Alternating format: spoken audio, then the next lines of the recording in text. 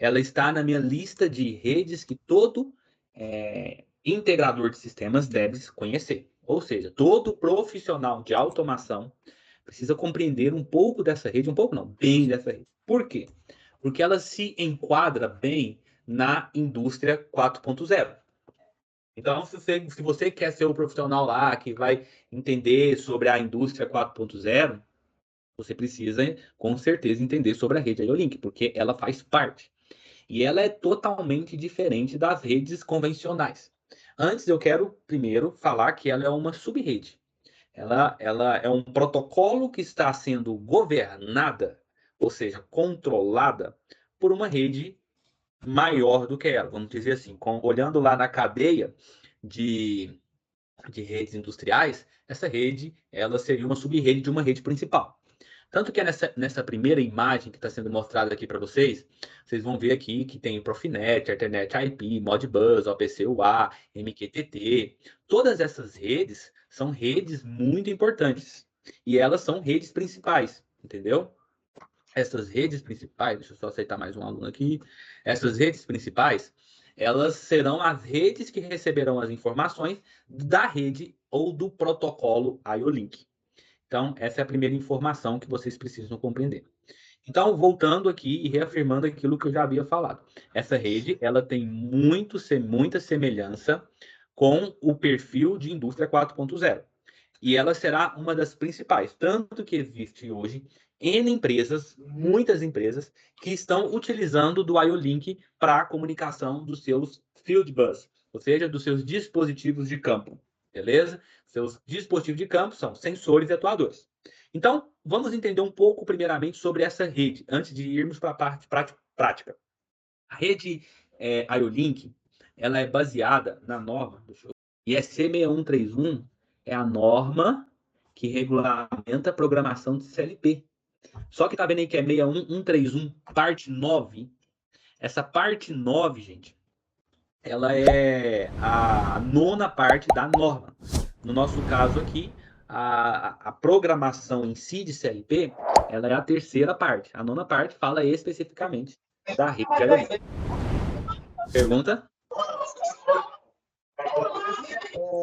Professor, Ah, por exemplo, o senhor tem um master aí, não é isso? IO-Link. uhum, Mas, fora esse master, você tem os escravos IO-Link também, que pode ser ligado a esse master, né? uhum.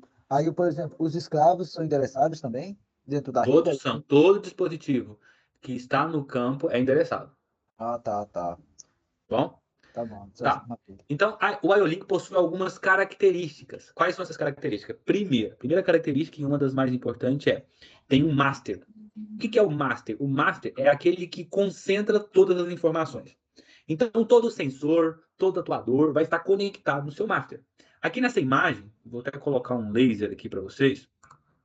Aqui nessa imagem aqui, ó, eu tenho um master e desse master deriva vários cabos e esses cabos estão conectados ou a sensores ou a atuadores, beleza? Você vai ter um ponto de comunicação, que pode ser Profinet, no caso aqui você vai ver que tem uma saída Profinet do cabo verde, e alimentação, que é para você alimentar o seu master. Então, o master é esse cara aqui, ó. Esse é o master. O master, o que tem conectado? O IO-Link Device, os dispositivos de campo, que são sensores e atuadores, como vocês podem ver aqui nessa parte. Segundo, tem um cabo, que é o cabo Shield, que é um cabo específico que vai conectar o seu master no seu dispositivo de campo, que é o seu sensor ou atuador. E esse cabo Shield pode ter de 3 a 5 fios. Depende da aplicação. A depender da aplicação, ele terá 3 fios. A depender da aplicação, ele terá 4 fios ou 5 fios. Beleza? Vocês vão ver a diferença de cada um. Segundo, eu preciso, para configurar o meu IO-Link, o meu Master IO-Link, de uma ferramenta de engenharia. Então, no caso aqui, eu estou com o Master IFM. Eu preciso da ferramenta de engenharia da IFM para configurar o meu IO-Link, o meu Master IFM. Se você tivesse com o da Siemens, você teria que ter a ferramenta de engenharia da Siemens. Então, cada fabricante da rede IO-Link tem a sua ferramenta de engenharia. O que é essa ferramenta? O que é a ferramenta de engenharia em si? A ferramenta de engenharia é o seu software. Só isso. Beleza? O software que você vai utilizar para parametrizar o seu dispositivo, para dizer o que tem no seu master. É isso. Próximo ponto. O IO-Link, ele tem algumas vantagens. Na verdade, são muitas vantagens. A primeira vantagem é que ele é open source. Ou seja, o padrão é um padrão aberto. Qualquer fabricante pode utilizar esse padrão aberto. Então, se eu quiser comunicar um dispositivo IO-Link com o meu CLP da Siemens, eu vou conseguir. Por quê? Porque é padrão aberto. Se eu quiser comunicar com o CLP da Rockwell, eu vou conseguir. Por quê? Porque é padrão aberto. Ou seja, qualquer fabricante vai comunicar com o padrão IO-Link. Beleza? É claro que tem algumas adaptações. Então, veja aqui um exemplo. Nessa imagem aqui do lado, eu tenho um CLP. Esse CLP está comunicando com alguma rede. Essa rede é chamada Field Bus. O que é uma rede Field Bus? É uma rede de campo. Beleza? Essa Field Bus pode ser uma Profinet, uma Modbus, uma Internet IP, um Profibus. É uma rede mestre, vamos dizer assim, uma rede principal. Essa rede principal, que é a minha Field Bus, está comunicando com o meu dispositivo IO-Link. Beleza? O meu dispositivo IO-Link, eu vou ter vários sensores e atuadores conectados a ele. Então, sempre quando você vê uma linha amarela, ou ela é uma rede IO-Link, ou ela é uma rede AVE. Beleza? Eu vou preparar uma aula de rede AVE para vocês. A vantagem é que alguns dispositivos possuem interface IoT. Por isso que eu falei que está muito alinhado à indústria 4.0. Por ter uma interface IoT, você consegue, por exemplo, pegar as informações do seu dispositivo e jogar essas informações direto para a nuvem, utilizando o protocolo MQTT, protocolo OPC-UA, são alguns tipos de protocolos, ambos eu já dei aula também na comunidade. Beleza? Deixa eu ver quem chegou. Ótimo. Segundo, configuração de parâmetros suportados por ferramenta de gerenciamento central de dados. Ou seja, eu consigo configurar toda a parametrização por uma ferramenta de engenharia. Esse é o mais importante. Próximo, cabo único para diversos tipos de sensores.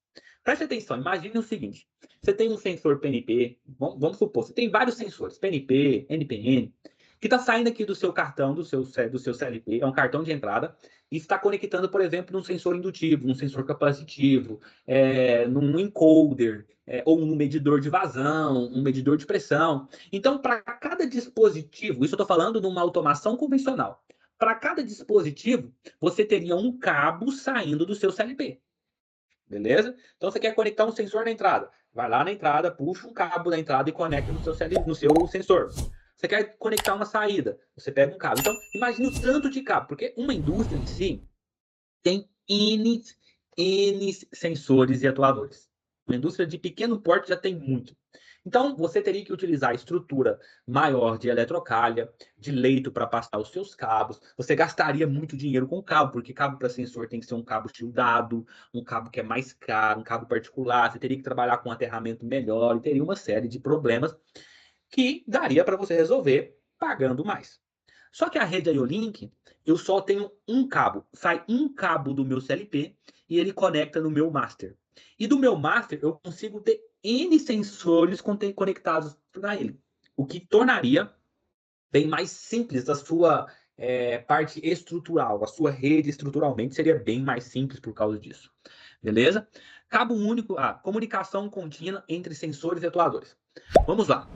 Supondo que você tem um sensor indutivo. Quem sabe o que é um sensor indutivo? Você tem que saber. Sei, professor. Então tá, sensor indutivo é um sensor que detecta metal. Beleza? Você tem um sensor indutivo lá, que é um sensor PNP. Toda vez que um metal está na frente do seu sensor indutivo, ele envia um sinal para o seu CLP, correto ou não? Sim. Esse sinal, se for PNP, é um sinal positivo, de 24 volts, por exemplo. Então, tem aqui, ó, não tem nada na frente do seu sensor. Imagina que tá aqui o seu sensor. Então, não está enviando sinal nenhum, porque não tem nada na frente. Beleza? Agora, a partir do momento que aparece um metal na frente aqui, ó, é enviado um sinal para o CLP, porque ele detectou um metal. Isso é um sensor indutivo. Só que tem um detalhe. Supondo que, em algum momento, rompe-se o cabo do seu sensor indutivo. O seu CLP vai identificar esse rompimento? Não. Não vai. Para ele é como se não tivesse metal na frente do sensor. Por isso ele não está identificando sinal nenhum. Então ele não conseguiria identificar possíveis problemas que você teria nos seus dispositivos de campo. Seja ele um dispositivo digital ou um dispositivo analógico, se for de 0 a 10 volts, por exemplo. Porque o 4 a 20 ainda assim você conseguiria. Agora o 0 a 10 talvez não. Então, o que é essa comunicação contínua entre sensores e atuadores? Que eu estou monitorando o meu sensor a todo momento. Então, se eu olhar aqui, ó, eu tenho um dispositivo aqui, que é um sensor de temperatura. Vocês estão vendo um LEDzinho verde aqui? Vocês estão conseguindo enxergar esse LED verde? Sim. E se você olhar aqui no meu master, ele está piscando. Por quê? Porque eu estou recebendo informação desse sensor continuamente. Se em algum momento o cabo cortar, vai aparecer uma mensagem, e aí você consegue configurar a mensagem, ou um erro na sua rede. Por quê? Porque você configurou inicialmente uma rede para ter um determinado dispositivo e esse dispositivo de repente não está lá. Então ele vai mostrar isso para você. Então a manutenção é bem mais simples, bem mais simples. Beleza? E você tem acesso a todos os dados de processo, seja dados digitais ou analógicos, seja sensores ou atuadores. Você tem diagnóstico, você consegue diagnosticar a sua rede, o que não seria fácil com uma rede convencional. E você tem informação, inclusive, da saúde do próprio dispositivo. Isso é as vantagens de utilizar. Então, qual é a visão geral da rede IO-Link? Aqui tem uma imagem. Você tem uma rede principal, uma rede com um CLP principal, e dela se deriva para suas remotas e os seus master IO-Links. Só que preste atenção, tudo que tiver em amarelo aqui, ó, é rede IO-Link. Só que tá vendo que tem um master aqui, ó, vou até dar um zoom. Você tem esse master que tem uma linha preta conectada a algum sensor e um atuador. O que isso quer dizer? Que não necessariamente o seu sensor precisa ter tecnologia IO-Link. Se você quiser conectar no seu master algum sensor digital, você conseguiria e você faria uma convenção tornando o seu sensor simples, digital ou analógico em um sistema IO-Link. Beleza? Ele não teria tecnologia, mas ele sim poderia comunicar com o seu master IO-Link e, consequentemente, está dentro da sua rede, o que é interessante pra caramba. Você tem conversores de sinal 4 a 20 para IO-Link, conversor de sinal digital para IO-Link, e também você pode conectar, inclusive se ele tiver acesso se o seu dispositivo tiver o conector correto, beleza? Conector é esse carinha aqui, ó, esse cara que está conectando o seu dispositivo. A remota tá onde, professor, aí? Remota é esse carinha aqui, ó, tá vendo que tem um CLP principal e aqui tem um outro, parece um CLPzinho menor? Ah, É a tá. extensão do seu CLP. Entendi. Certo? Beleza? Então, para que você tenha uma rede IO-Link, você precisa, primeiro, do master. Tá aqui o master, ó. Esse carinha aqui é o master, beleza? Beleza. Você precisa do dispositivo IO-Link. No caso, eu tenho um sensor aqui que é um dispositivo IO-Link. Você precisaria de um sensor. O dispositivo poderia ser um sensor, uma válvula, um motor, sendo o IO-Link. O cabo Shield de 3 a 5 vias com conector e o software de engenharia.